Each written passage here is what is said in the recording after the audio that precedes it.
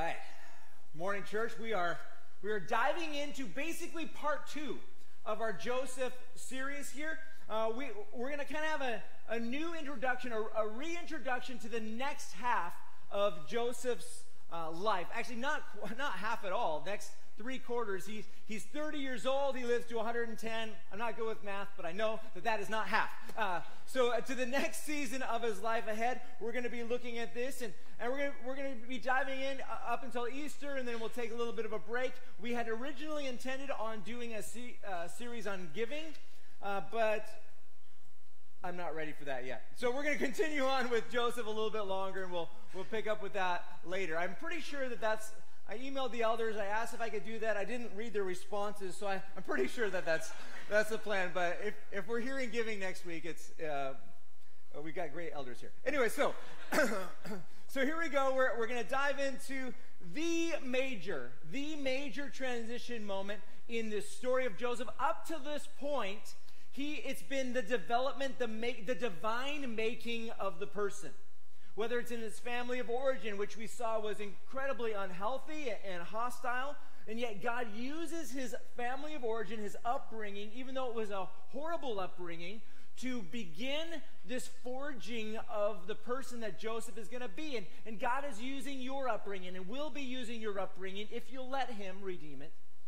If you'll let him work through that, he will use that upbringing in its restoration, in the things that you have learned during that time, maybe in some resilience or whatever the case, whatever it is for you, he can use that for you in the forming of you and what he has for your future. So we saw that with Joseph, and then for the next 13 years, which we've been looking at more recently, he's been in slavery, he's been in prison, he's had a pretty rough go of it. He was facing potentially death at 2 different points during this moment. And God is also using that to humble Joseph and his development. Why was Joseph being developed? Well, he was being developed for those 13 years, and really for the first 30 years of his life, for one supreme reason. God has a task for him, a mission for him, a purpose for his life, and Joseph sums it up in his own words in Genesis chapter 45. And this is what Joseph says that the purpose of his life's main task is. He says in verse 7 of Genesis 45, he says, God sent me ahead of you to establish you as a remnant within the land and to keep you alive by great deliverance. I want you to hold on to that thought today, because when Joseph is declaring what God's main purpose and task of his life is, this is what he says it is: to keep these people alive as a remnant within the land and provide this great deliverance. That's God's plan for Joseph, but God has a plan for you as well. God has a plan for your life, and some of you will say no to that plan. Some of you will say no. Some of you will quit on this plan. Some of you will find the training and the preparation too much, too difficult. Joseph's training was not pleasant. Very often the work of training is developing humility, and that's not necessarily the most fun thing to grow in and learn and to be trained in, being humble before God, but it's important. But many people give up on their training. God's got a great plan for you and a purpose for your life. The Pharisees in Luke chapter 7, it says that they missed God's purposes for their lives. They rejected God's plan and purposes for their lives because they wouldn't give their lives to Jesus, because they wouldn't follow the way of Jesus. You can miss God's plans and purposes for your life, but Joseph doesn't. And he holds on to faith, and he holds on to this faith through all the trials of his life, and then now God elevates him to the place that he had prepared for him, that he had planned for him. This role of being the vizier of Egypt, to bring about this great deliverance. We talked about last week that Joseph is a great example of 1 Peter chapter 5, verses 6 and 7, about Joseph being humbled and then being exalted, lifted up in due time. That's one of the things that God is looking for, the humble and those who have been humbled and have humbled themselves before the Lord, and then being lifted up in the right time. God's doing that for you and in your life, working on ways to humble you, and so that he can lift you up when you're ready and when the time is ready. So that's what's been going on here. Now, finally, we get to one day. We got there last week. One day where everything changes, and Joseph goes from prison for life to a second in charge just under the Pharaoh of Egypt. And we're going to reread about this promotion of him. I want to remind us of this in Genesis chapter 41. If you have your Bibles, you can turn there. I'm going to read it. The words will be on the screen. But this is the beginning of Joseph's new role, starting in verse 38. It says this, "Then Pharaoh said to his servants, 'Can we find anyone like this?'" Joseph here. "A man who has God's spirit in him." So Pharaoh said to Joseph, "Since God has made all this known to you, there is no one as intelligent, as wise as you are. You will be over my house, and all my people will obey your commands. Only with regard to the throne will I be greater than you." Pharaoh also said to Joseph, "See, I am placing you over all the land of Egypt." Pharaoh removed his signet ring from his hand and put it on Joseph's hand, clothed him with fine linen garments, and placed a gold chain around his neck. He had Joseph ride in his second chariot, and servants called out before him, "Abarak," if you were here last week. So he placed him over all the land of Egypt. Pharaoh said to Joseph, "I am Pharaoh, but no one will be able to raise his hand or foot in all the land of Egypt without your permission." Sounds like a controlling thing, but anyways. Pharaoh gave Joseph the name Zaphnath-Paneah and gave him a wife, Asenath, the daughter of Potiphera, priest at On. And Joseph went throughout the land of Egypt. Joseph was 30 years old when he entered the service of Pharaoh, king of Egypt. Joseph left Pharaoh's presence and traveled throughout the land of Egypt. Okay. For the rest of the story now. For the rest of the story, Joseph will be the vizier of Egypt. That's the proper title. That's what it was called in the 12th dynasty in Egypt during that time. We read about a few other viziers during that time, but none of the viziers in Egypt's history were ever as beloved or as revered as Joseph. You're thinking, how in the world can you make that claim? How can you even say, you don't even know that? No, I do know that. How do I know that? Well, because of his tomb. Remember his tomb? Week 1 of our series, we saw, here's a picture of the back garden of Joseph's palace. Yes, we know where Joseph's palace is. We know where Jacob built his house. We know that we can see the back garden here of his palace. You've got all the tombs of the 12 sons of Jacob there, but one of them is the pyramid tomb of Joseph, the vizier of Egypt. We talked about how, and that's in the corner down there, and it's pyramid shaped, in case you're wondering, which one is it? Yeah, it's that one. So he gets his pyramid. Now, we talked about how this is extraordinary. Extraordinary. No one but pharaohs and queens got pyramid tombs. No one. None of the other viziers there. No one is getting them. And here we have the tomb of the vizier, who's not Egyptian at all. He's Hebrew. And genetically, it's very obvious. And so we see the honoring that in a way that no other non-pharaoh and non-queen was honored. In case your mind is being blown right now, you're like, I wasn't here for that. Well, welcome to your church, and you can go back and listen to week's 1 message. We talked a lot about how the Bible is true.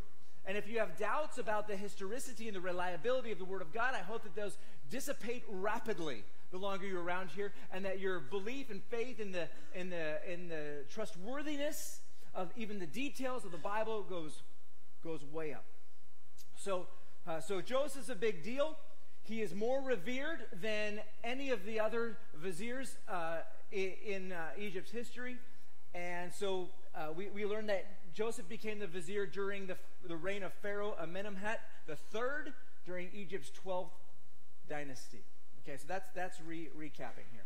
Okay, so this is what the Bible says happens once Joseph becomes the vizier. The first thing we read is this in verse 47 of chapter 41 of Genesis. It says, during the 7 years of abundance, the land produced outstanding harvests. Joseph gathered all the excess food in the land of Egypt during the 7 years and put it in the cities.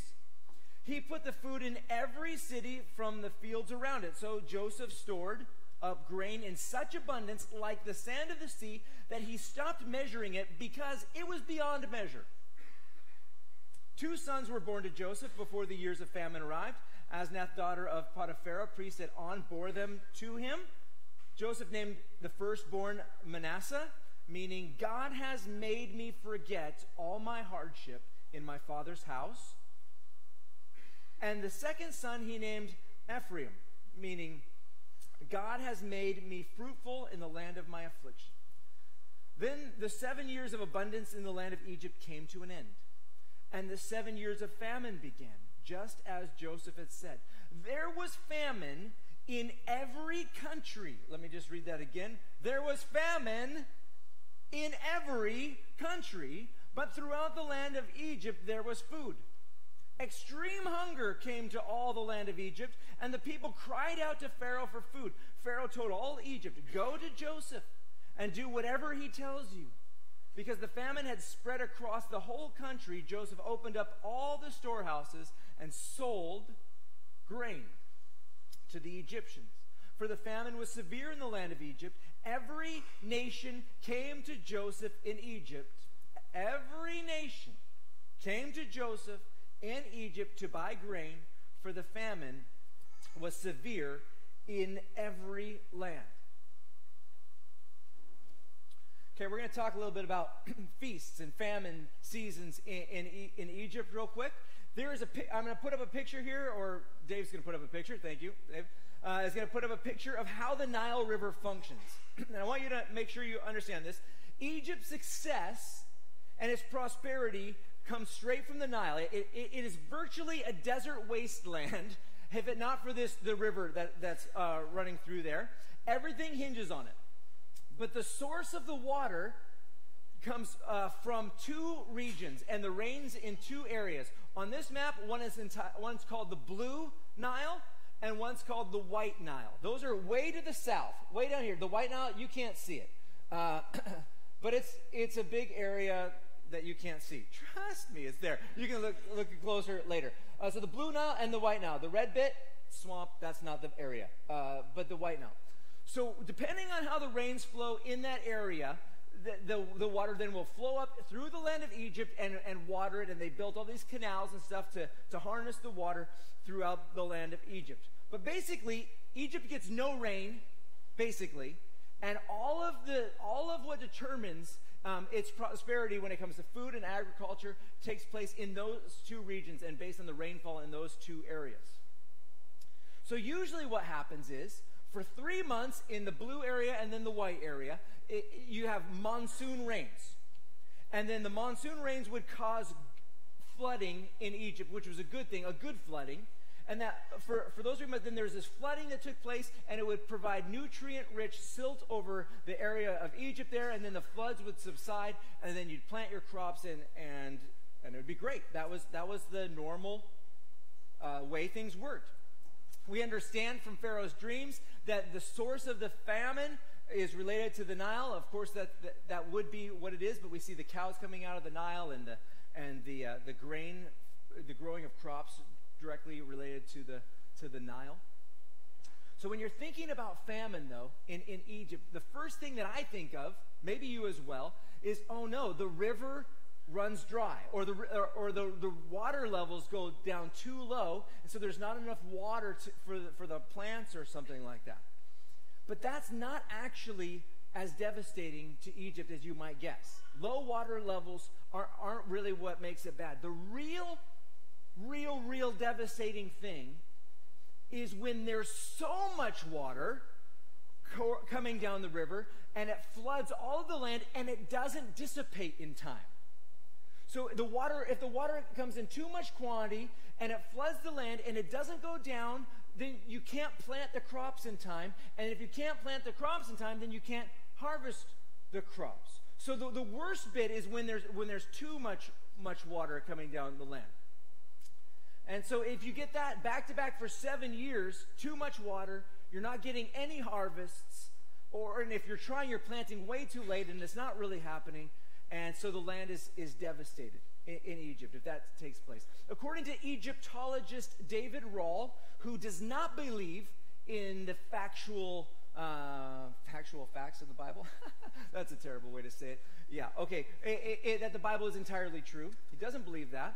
But he's looking at what takes place here in Egypt during this time, and what he sees is a shift in the climate zones taking place in these regions here. And the result was 4 to 5 times the normal amount of rainfall in the Blue Nile area and the White Nile area, resulting in so much flooding, but not enough time for the water to dissipate. This is what David Rawl says. He writes this. He says, "What has happened is the tropical zone around the equator has shifted northwards, causing rain to fall far more heavily on the Ethiopian highlands. And what that does is push the dry Saharan climate into the land of Israel, into the area where Jacob and his family were living. So they were suffering drought, while the Egyptians were suffering high floods at the same time. So you end up with a situation of high floods in Egypt, which is causing famine because they can't plant their crops. And Jacob is in a parched landscape, which won't grow his crops." So you might be asking, okay, is this just his theory, or what's going on here? No, it's not just his theory.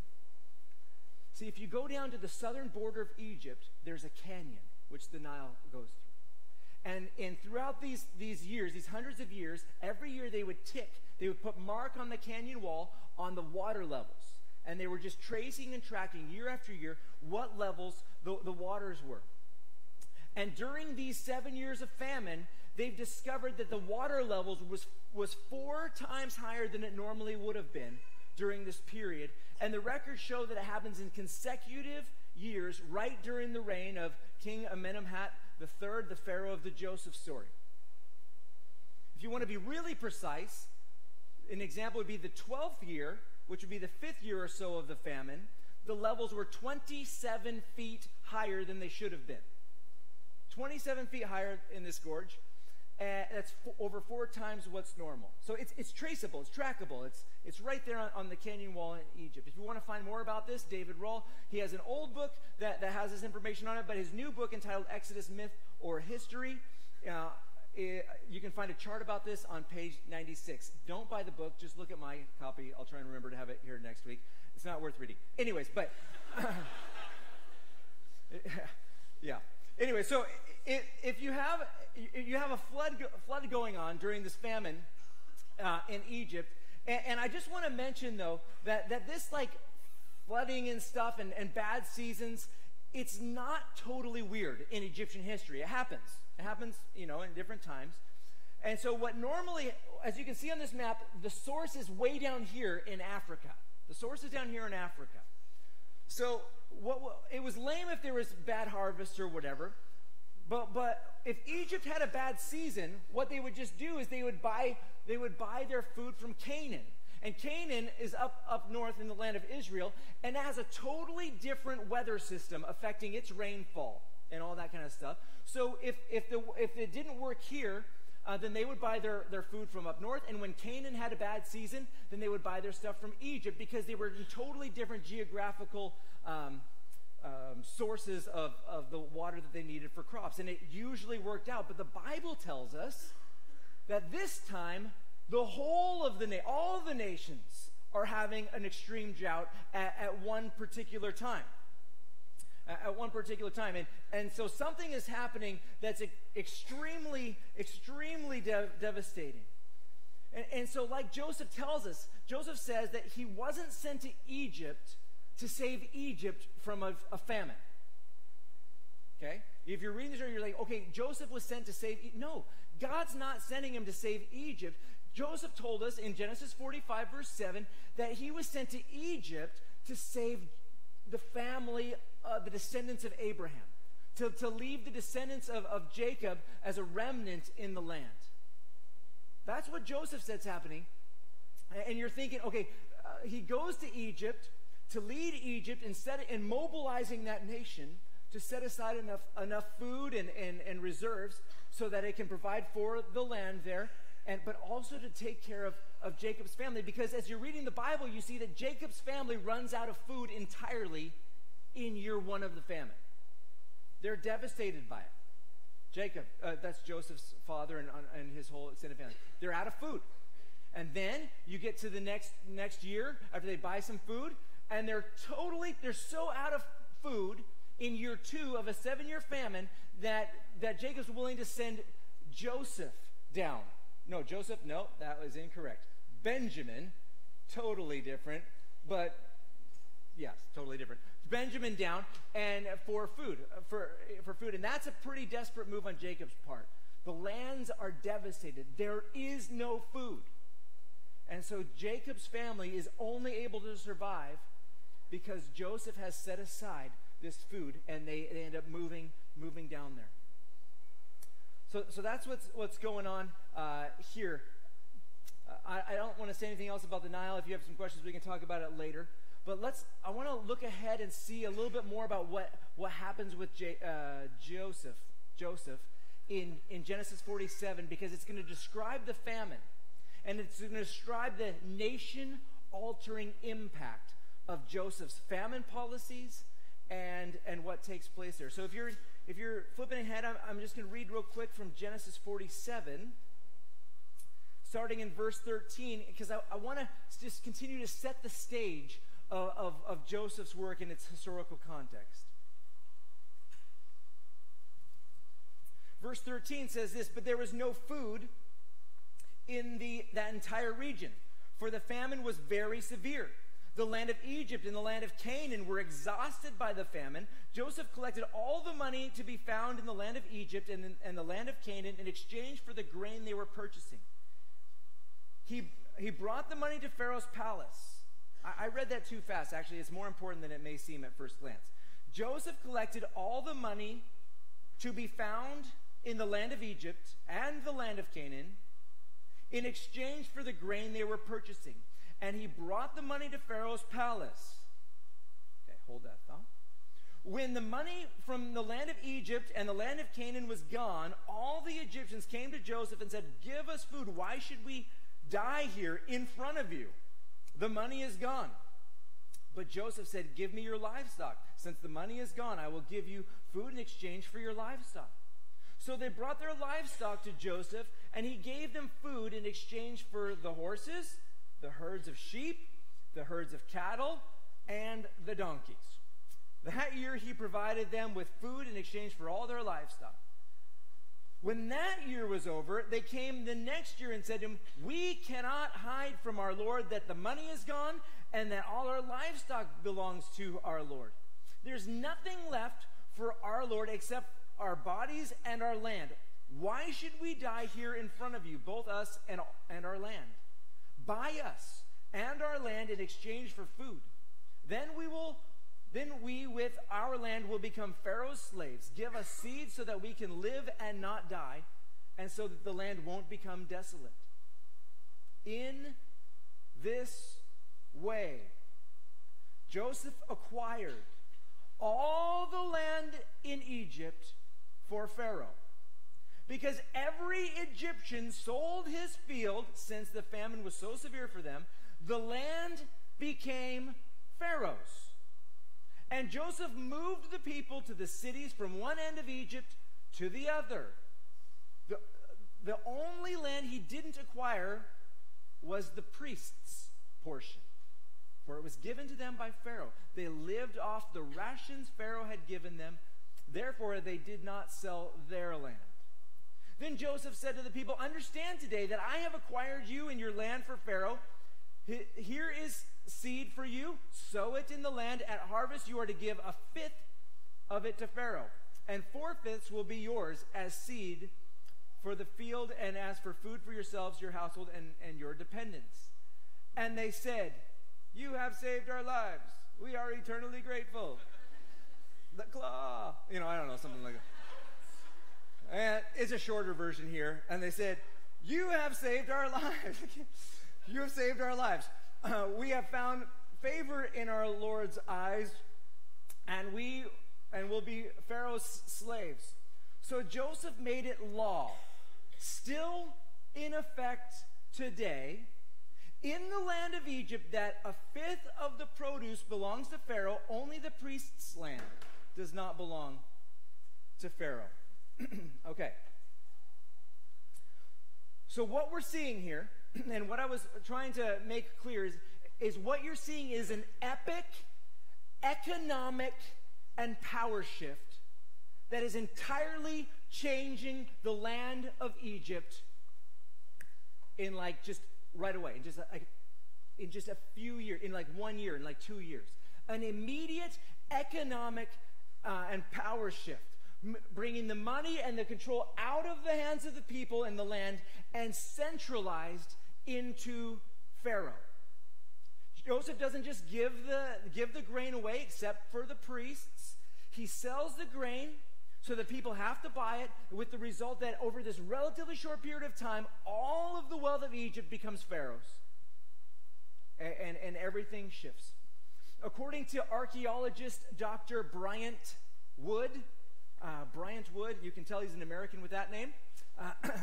My name is Bryant. Oh man, you shouldn't make fun of people's names. I got to learn that. I'm working on that lesson myself. Bryant Wood, who spent many years in Egypt studying things pertaining to... Bryant, if you're ever listening to this, you're amazing. Anyway, so he studies focusing mostly on the Exodus, but the Exodus and the Joseph story are kind of connected a little bit. He talks about some very significant things that take place at this exact time in Egypt's history, during the 12th dynasty when Joseph is serving here. I'm going to show you a picture of what takes place here. Actually, two pictures, two different things on the screen here.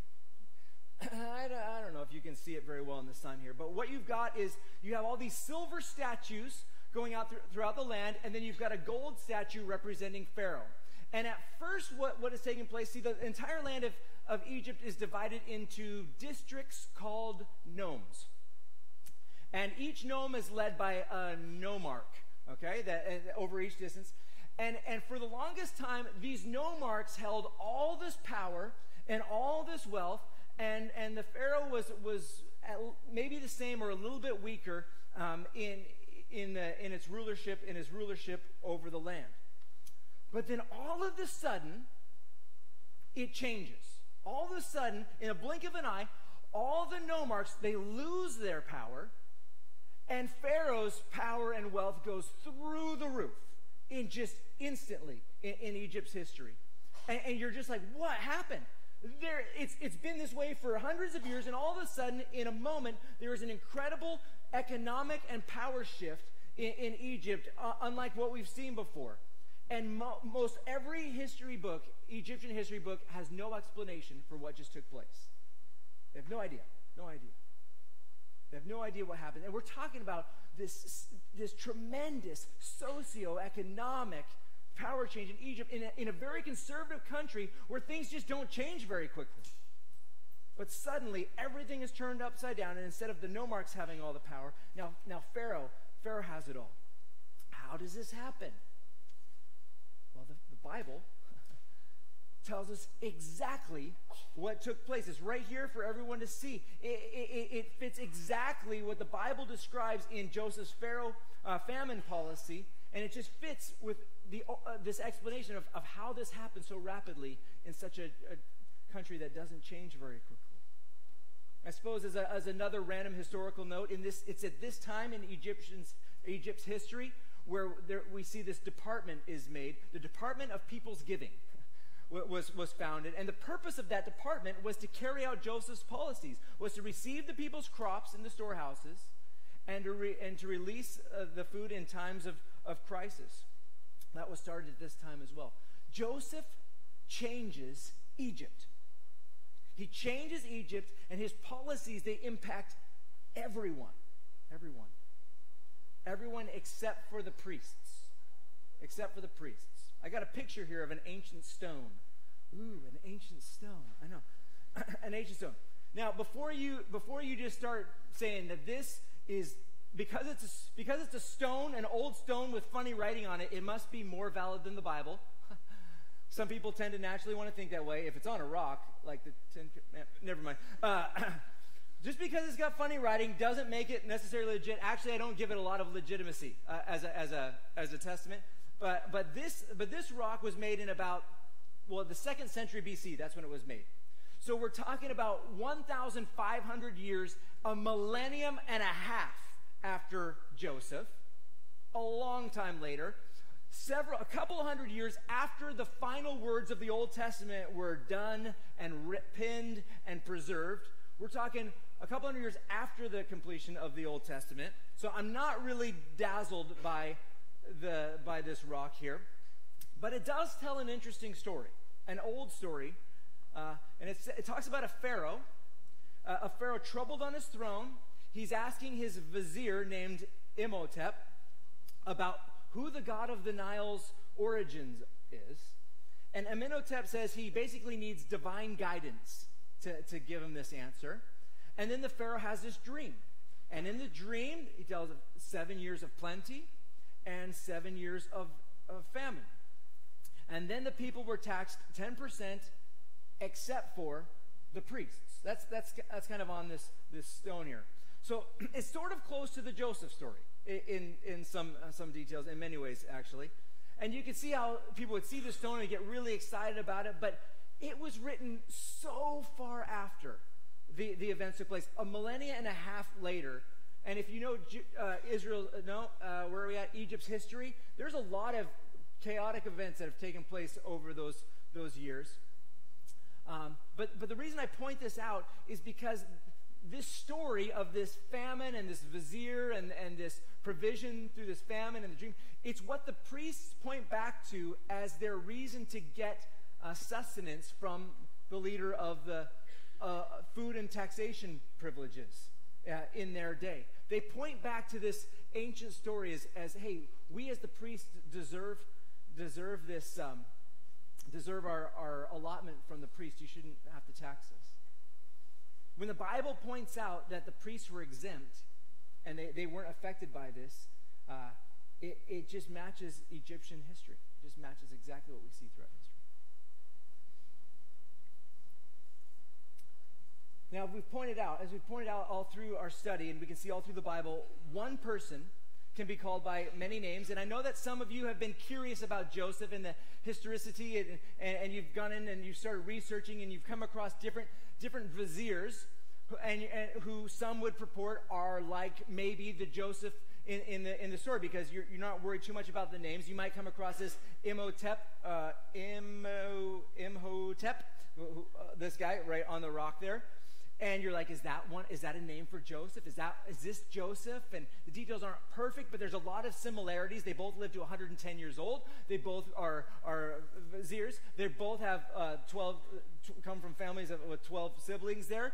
They both see 7 years of plenty. They both see 7 years of famine. They both interpret dreams. And you're thinking, well, that's really interesting. Are they connected? Maybe. I don't know. I don't know. But I think that there's some connections to the stories there. But another one that you'll find is this guy named Kheti, Kheti. And what he is he's this ancient Egyptian vizier of the 12th dynasty under King Amenemhet III, the right pharaoh, the pharaoh of the Joseph story. He's the vizier during this time. And according to the never incorrect website, Wikipedia,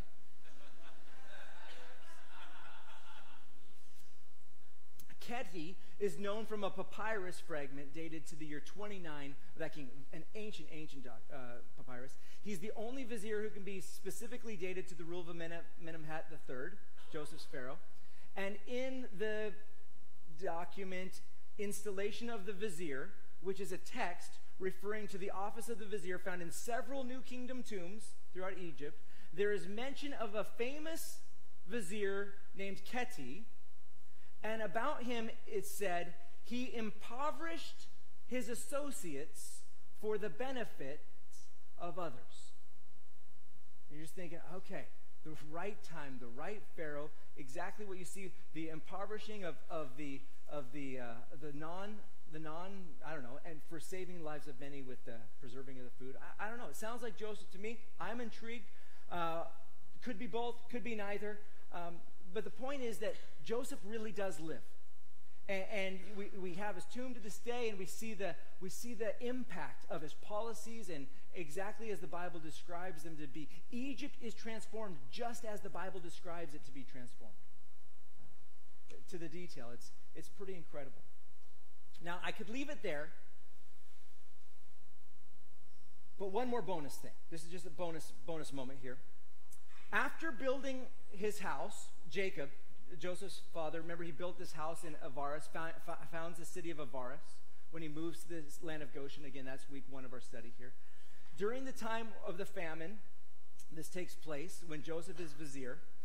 During the founding of Avaris, a major Egypt-changing project was going on, which is still there today.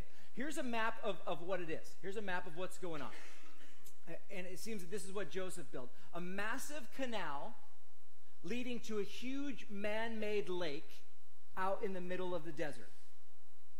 Now, the Greeks destroyed the canal works, and they drained most of the lake, which used to be called the Sea of Joseph, a massive freshwater lake fed by a canal that was 89 miles long and 300 feet wide, which was called the Waterway of Joseph. I know, crazy. There was this masterful engineering feat with these canals and with these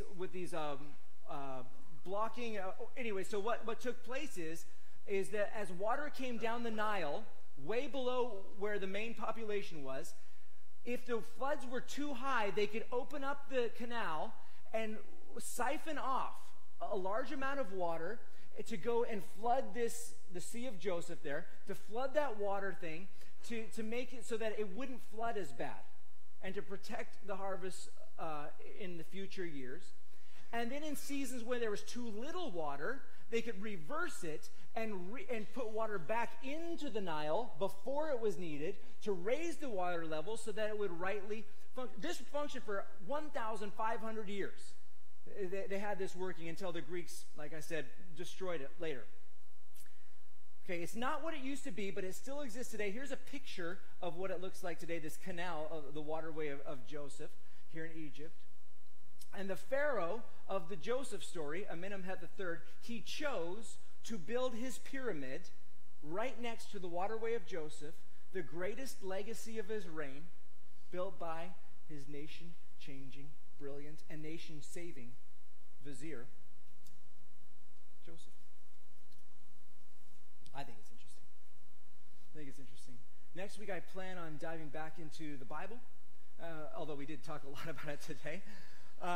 The story of Joseph, where we've set up now the next season of his life and kind of this big picture glance at his nation-changing impact.